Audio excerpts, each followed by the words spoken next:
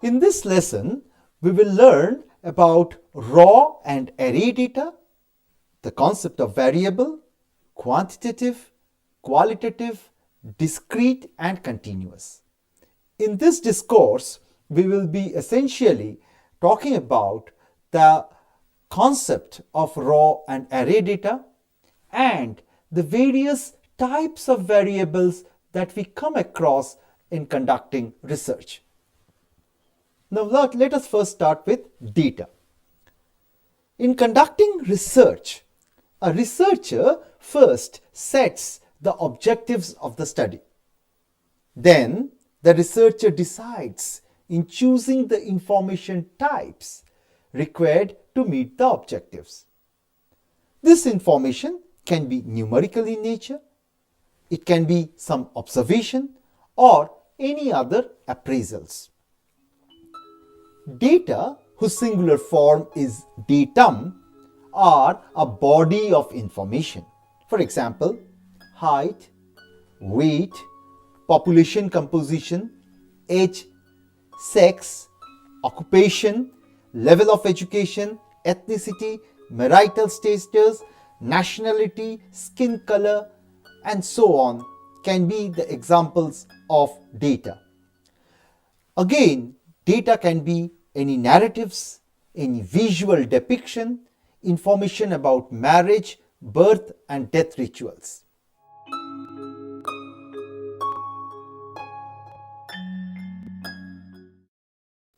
Now let us come to raw data, which is also called as source data. Raw data are the ones that have been collected from the field or recorded in the laboratory and that have not been processed for meaningful use. For example, you are asked to prepare a food with some ingredients. Now, these ingredients will be your raw materials, and independently, these ingredients will not make any sense. But by processing these ingredients, one prepares a food that becomes meaningful. Thus, in order to accumulate useful information, the source data must be presented in a systematic manner. Numerical data are first arranged in ascending or descending order of magnitude, and then the frequency for each observation is calculated. This makes it easier for a researcher to have a clear view of a range of distribution of data. Suppose you have collected weight of 50 children from a school. Your next step will be to arrange all the 50 observations in ascending or descending order of magnitude and calculate the frequency of each of the observations.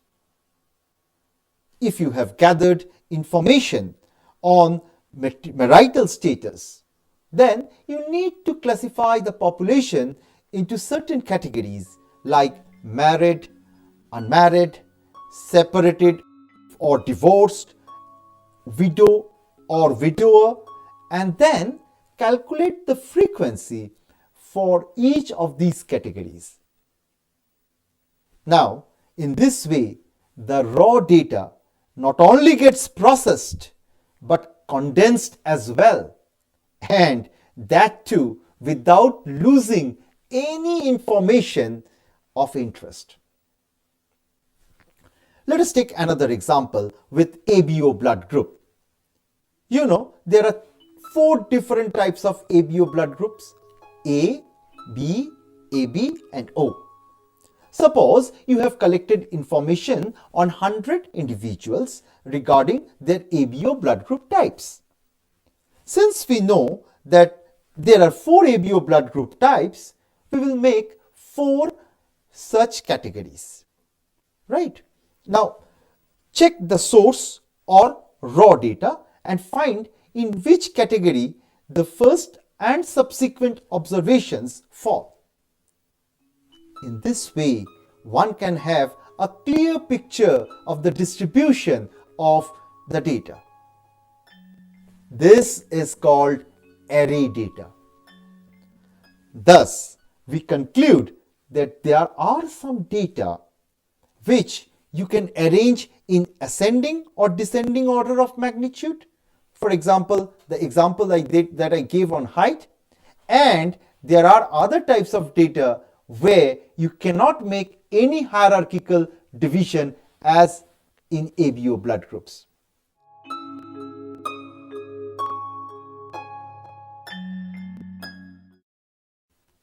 Let us now discuss on variable. Well, variable, you can say that a body of information cannot be the same. It may take different values. For example, in a population, height is a variable as it can take any value. For example, height of an individual of a particular community may be 162.5, of another individual can be 162.6, another individual 163.7 centimeter, and so on. In this way, sex is also a variable, because an individual can either be male or female. Blood groups of an individual can be A, B, AB, or O. Similarly, the nutritional status of individual may fall in different categories. The hemoglobin level of individuals may also be different. The number of children women have will not be the same. Thus, a variable is a value that varies. It can take on two or more values. So, in order for a concept to be a variable, we must be able to classify it into different categories, and these categories must be exhaustive and mutually exclusive. Let me give an example and explain these two terms, exhaustive and mutually exclusive. Suppose you have to sort individuals of a group on the basis of ABO blood group types. Now, since there are 4 different blood group categories, A, B, AB, and O, each individual will fall in any of these 4 categories. And at the end of your sorting, you will find that every single individual has occupied a category. Thus, you have exhausted all the individuals. Now, categories are exhaustive if every object or individual can be placed in a category. Again, a category should be mutually exclusive, that is, no overlapping. There is one category for one individual only. Let me explain this by citing the previous example. An individual who is of A blood group type cannot be a member of B blood group, or of AB blood group type, or of O blood group type. In the same way, an individual of AB blood group type cannot be a member of A blood group type, or B blood group type, or O blood group type. Again, an individual who is a follower of Hinduism cannot be simultaneously be a follower of Islam, or a Santal cannot simultaneously claim to belong to Urao group. Thus, categories are mutually exclusive if each object or individual can be placed in one and only one category. You see, there are 2 types of variables. The first one is qualitative variable. Now, the values that cannot be quantified or described numerically and are usually used to represent a distinct quality of an individual are called qualitative variables. These are also called as attributes. For example, the sex of an individual can either be male or female. Religion can be Hinduism, Islam, Christianity, and so on. The marital status of an individual can be married, unmarried, divorced or separated, or widow or widower. Our nutritional status can be malnourished, normal, overweight, or obese. Presence or absence of any genetic character, for example, PTC testing ability and non-ability. Now, one can cite many examples both from biological and socio-cultural points of view. Thus, we can see that attributes or qualitative traits may be classified into two or more categories depending on its nature. It may be mentioned that a categorical variable which takes two values is called binary variable or dichotomous variable. The best example can be sex of an individual, male or female, either male or female. So this is a binary variable or dichotomous variable. Another example can be PTC testing ability. One can be a taster, either a taster or a non-taster. Now, qualitative variables can be placed into two scales. One is called nominal scale and the other is called ordinal scale. Now, when the possible values of a qualitative variable have no intrinsic ordering, the variable is called nominal variable. In other words, the categories cannot be ranked. Take, for example, ABO blood group types. While classifying a population on the basis of these characteristics, you may have 4 different categories A, B, AB, and O. Under each of these 4 categories, you may have representatives, but one cannot rank or place these 4 blood group types in hierarchical order. That is, A is superior to B or AB is superior to A in this way. Similar is the case with sex. Some people will fall under the category of male and others under female, but you cannot make any hierarchical ordering. Classification of data on the basis of marital status, PTC testing ability, and so on comes under this nominal scale, and these variables are called nominal variables. Now, when the possible values of a qualitative variable have a natural ordering, the variable is measured in ordinal scale, and these variables are called ordinal variables. Take the example of nutritional status. Here you have 4 categories: malnourished, normal, overweight, and obese. Now these 4 categories follow a natural ordering, and hence it is called an ordinal variable. Likewise, categories like lower socioeconomic group, middle socioeconomic group, and higher socioeconomic group, or take the example when the participant responds to a question related to pain by saying, I have experienced a mild pain, a moderate pain, or a severe pain, or no pain. All these come under the ordinal scale. Now the scales for opinion like don't agree, strongly agree, and neutral, these also come under the category of ordinal variable.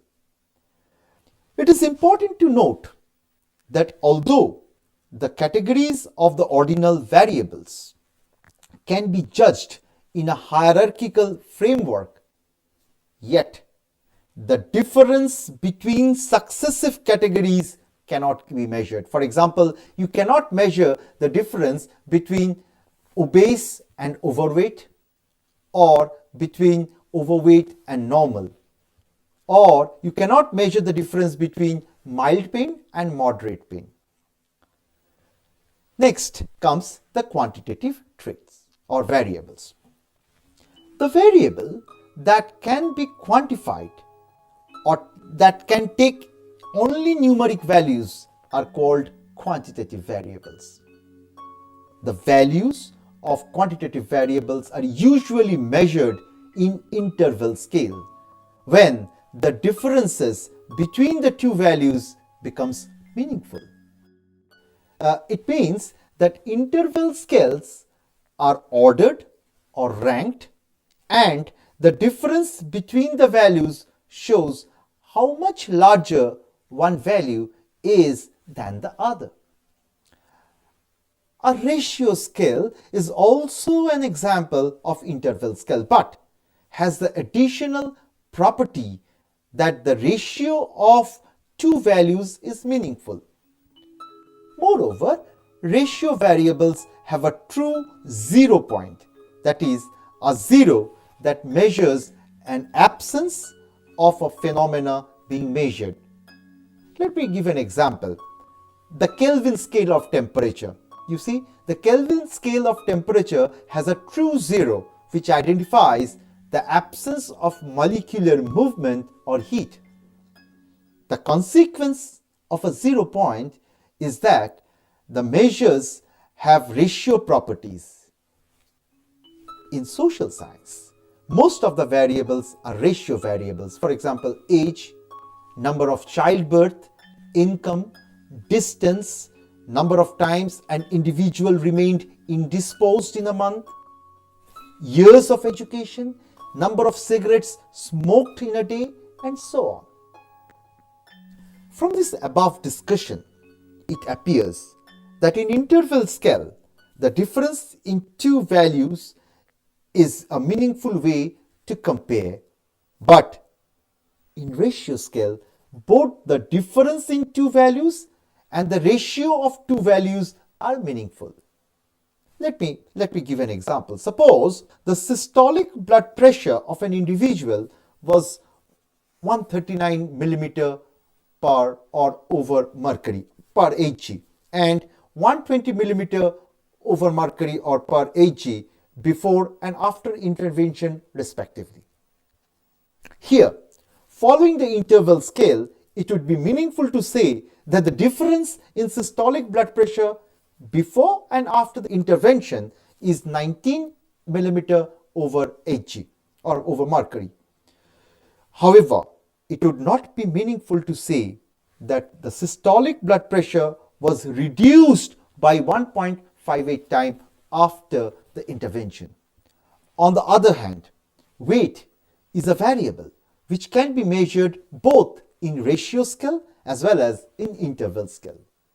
For example, we can say that an individual who is weighing 90 kg is 1.28 times heavier than the one who weighs 70 kg. Again, taking the same example, we can say that the difference in weight of two individuals is 20 kg. Both the interpretations using interval and ratio scales related to weight are making sense, unlike systolic blood pressure. Now, there are two types of quantitative variables, continuous and another one is discontinuous. The first one is continuous. Height, weight, skin fold thickness, blood pressure, and so on are the examples of continuous variables because they take the values to the nearest unit on a scale. Continuous variables are variables that can take any value within a particular range or can assume a continuous, uninterrupted range of values. This type of variable has an upper and lower limits. For example, height of an individual may be 173.2 centimeter with one instrument. Suppose you measured an individual and you got the height 173.2 centimeter. The same individual may measure 173.21 centimeter with another instrument which is of finer graduation. And in this way, you can get measurements like 173.212, 173.2123, and so on. One can take an example with weight also. The weight of an individual may be 45.2 kg. But an instrument of finer graduation may find the weight of the same individual as 45.22 kg or 45.224 kg. Thus, the weight of an individual is said to be between the range 45.2 kg and 45.3 kg. In practice, all continuous variables are rounded off. For instance, in both the cases, the variables can be measured to a specific accuracy, and so a discrete version of the variable is used in the analysis. Next comes the discontinuous or discrete variables. A variable that takes finite number of real values or countable number of values. For example, the number of family members in a household, or number of PTC testers in a community, number of colorblind individuals in a community, or you can say a number of white blood cells in a blood sample, number of cigarettes smoked per day, number of episodes of diarrhea that happened in a community, number of birth or death, and so on. You can give number of examples on this. In all these examples, the variables can be counted and hence discontinuous or discrete. Here, it is interesting to note that some continuous variable which are in interval scale can be converted to ordinal or nominal scale. For example, blood pressure. You see, blood pressure is in interval scale and its normal range varies between 120 mm over Hg, that is systolic, to 80 mm over Hg, that is diastolic. Now think of a situation where we wish to find out the number of individuals who are below or above the normal levels of systolic blood pressure. In such a situation, we are using blood pressure as an ordinal category. Similarly, when we determine the anemic status or older and younger groups, we convert the interval scale to ordinal or nominal scale. Right? You see, apart from this qualitative and quantitative variables, there are some other variables. For example, the dependent and independent variable. Dependent variable is also called as response variable, since this variable is of primary interest of a study. The value of this response variable depends on some other variables which are called independent or predictor variables. And a change in the independent variable brings a change in the dependent variable. Let me give an example. Suppose a researcher wished to predict the variables that determine systolic blood pressure of a population. Here, systolic blood pressure is a dependent variable or response variable and is continuous in nature. The independent variables used to predict blood pressure may be age, ethnicity, number of cigarettes smoked per day, cholesterol level, and so on. Now, let us come to the concept of unidimensional variable. There are variables which has one and only one dimension. This means that when we speak of these variables, everybody assumes the same thing. For example, birth order, age, sex, height, marital status, each has one meaning only. Contrary to this, there are multidimensional variables. For example, there are certain variables which have more than one meaning, and different researchers use these variables in their own way For example, variables like wealth, health, these can be measured in various ways. There is no specific way to measure wealth or health, unlike height, weight, and so on. There is another kind of variable which is called conceptual variable. Sometimes in research, we need to conceptualize certain variables by providing an operational definition for that. For example, if one intends to do research on middle class people, now in absence of any proper definition of middle class, a researcher needs to conceptualize certain criteria, maybe educational and occupational levels, to select the middle class for the study.